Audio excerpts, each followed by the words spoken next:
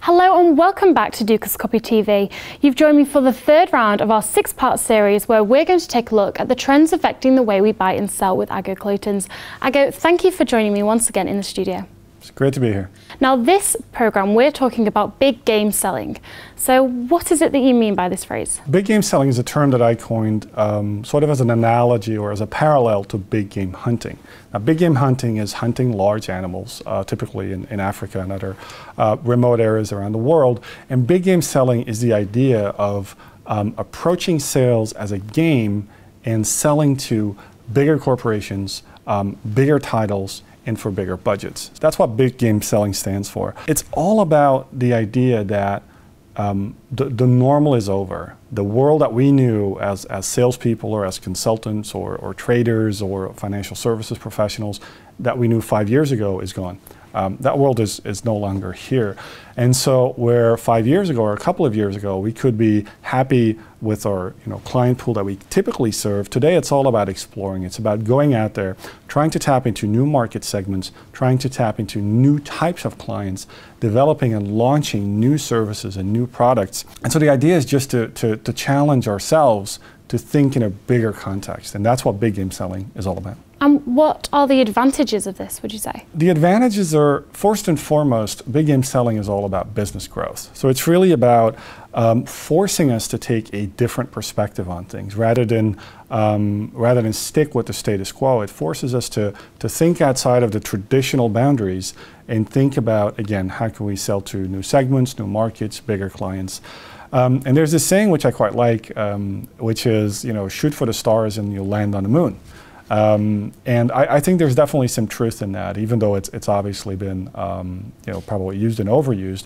I think the core of it still stands. If we challenge and stretch ourselves, whether that's as individuals or corporations, to play a bigger game, to be ambitious, and to find ways of doing it, of accomplishing our goals, that's when we start making results.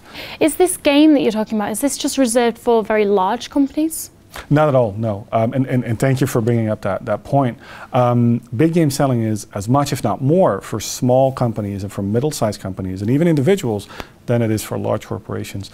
And if you think about it, smaller players in the market tend to have a whole set of advantages that bigger players do not have. They can move faster. They can move into markets and segments and niches that big corporations can't because it's not profitable for them.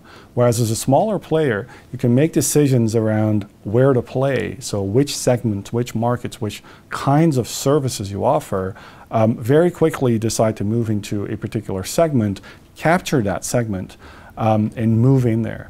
And the other thing is, compared to large corporations, also smaller companies not only move faster, but they also tend to handle risk in a different way. And so obviously if we're talking about making strategic business decisions, risk is always a factor.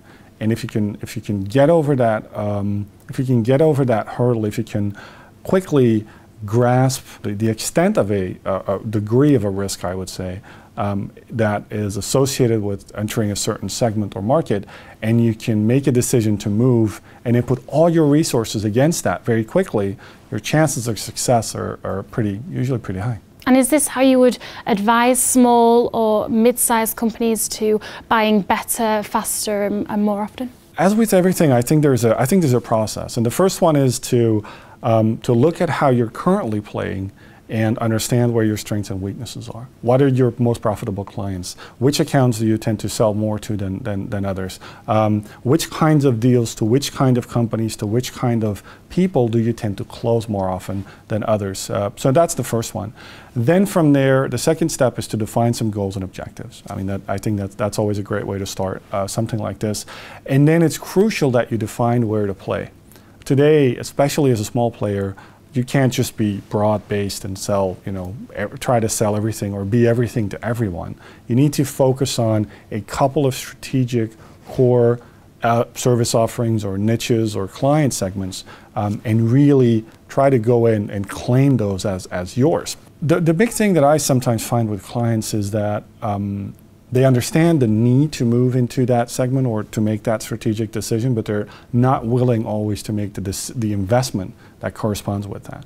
And by investment, I mean time, resources, money, but also training, also changing the culture of the organization, and changing other elements.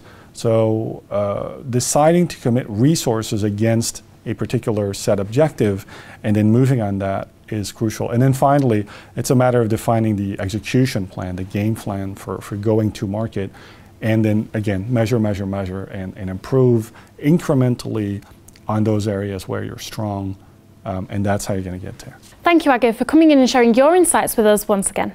Thanks for having me. And if you want to catch the fourth part of our 6-part series, just click back to the Dukascopy website at the same time next week.